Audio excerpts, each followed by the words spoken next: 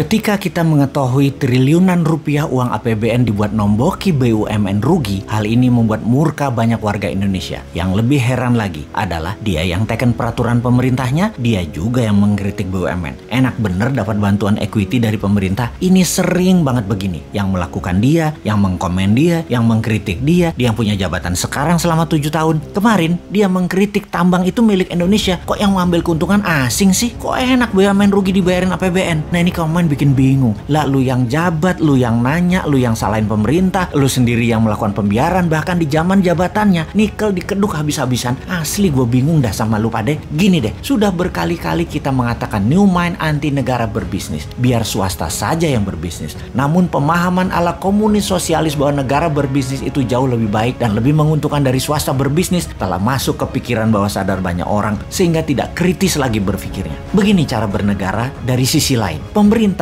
adalah regulator. Ngerti? Regulator. Wasit pelaksana aturan dan pembuat aturan yang memudahkan anak bangsa berkarya. Berkarya secara maksimum. Mengurangi atau menahan asing berkuasa. Mendistribusikan kekayaan kepada rakyat. Membuat rakyat sehat, sejahtera, dan berpendidikan. Serta memberikan peluang yang sama pada setiap anak bangsa. Negara memajaki jasa mereka yang telah negara permudah berusaha tadi sehingga mendapatkan keuntungan yang banyak. Di sisi positif lainnya, pengusaha bisa membuka lapangan pekerjaan. Ingat, lapangan pekerjaan itu yang membuka swasta, bukan pemerintah. Ingat ya, bukan negara yang membuka lapangan kerja, tapi aturan dan kebijakan pemerintah yang bijaklah yang membuat lapangan kerja tadi lebih banyak. Negara jadi kaya bukan karena negara berbisnis, tapi rakyat dibuatkan peluang yang fair, yang sama, sehingga yang pinter, yang rajin, yang hemat, yang santun, yang sukses. Bukan yang jabat, yang korupsi, yang memanfaatkan jabatan, yang kaya. Atau bukan pengusaha yang main dengan pejabatnya yang nambah kaya karena merubah peraturan. Sama, politikus adalah pengawal pemerintah, membuat undang-undang yang melincahkan pemerintah untuk membantu rakyat. Yang terakhir, fungsi kontrol serta administrasi pemerintah saat ini acak kadut. Sudah 7 presiden tidak rapih, lemah, dan banyak bolongnya. Ditambah PNS yang one prestasi, yang tidak taat, yang nakal, tidak bisa dipecat. Itu aja urusan pemerintah dan politikusnya. Jangan berbisnis. Bisnis dan usaha itu ranah swasta, ranah rakyat yang tidak memiliki jabatan. Jadi kembali ke BUMN, bahwa jika apple to apple membandingkan bisnis pasar bebas, BUMN sudah keok sejak dulu. BUMN itu dilindungi peraturan dan diberikan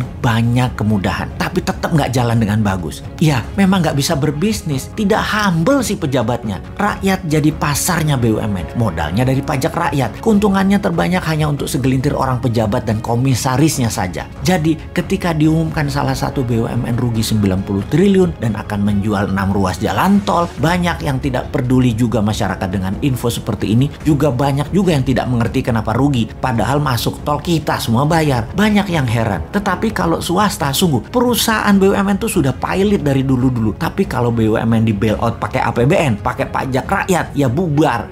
Rakyatnya tetap masih percaya loh BUMN itu penting. Kok bisa ya? Dikira kalau swasta kaya negara miskin gitu ya? Padahal sebaliknya, kalau swasta kaya negara menjadi sangat kaya. Tiongkok itu kaya swastanya di luar negeri untuk mencaplok ekonomi negara lain, baru pakai BUMN Tiongkok. Jadi BUMN Tiongkok tuh pahlawan devisa. Swasta Tiongkok main di dalam negeri, dan yang bermain di luar negeri itu BUMN. Kita lanjut. Ketika flag carrier airline kebanggaan nasional Garuda Indonesia sebelum COVID saja sudah keok, ditambah PPKM sekarang dengan macam-macam aturan membuat traveler berkurang hingga lebih 50%. Sekarang kemungkinan gagal restrukturisasi semakin besar. Nama kebanggaan Garuda akan jadi Pelita Air melindungi diri dari tuntutan investor, di mana sebentar lagi APBN juga yang akan bayarin. Pastinya saat ini banyak lagi daftar BUMN yang merugi dan memiliki hutang yang menumpuk sangat besar. Bahkan aset jaminannya kalau diambil lender atau diambil investor, maka aset tersebut pasti jadi milik asing. Kembali mengingatkan di zaman jual BUMN dan perusahaan murah di tahun 2000-an, efek resesi ekonomi tahun 97-98 yang dijual murah di zaman Bu Mega. Sungguh kayaknya bakal tergadai lagi nih aset negara lewat BUMN yang salah kelola. Enggak ding, ternyata pilihannya adalah dibayari pakai APBN walaupun rugi dan terbukti jajarannya nggak bisa kerja. Tenang, ada pajak yang galak buat membayari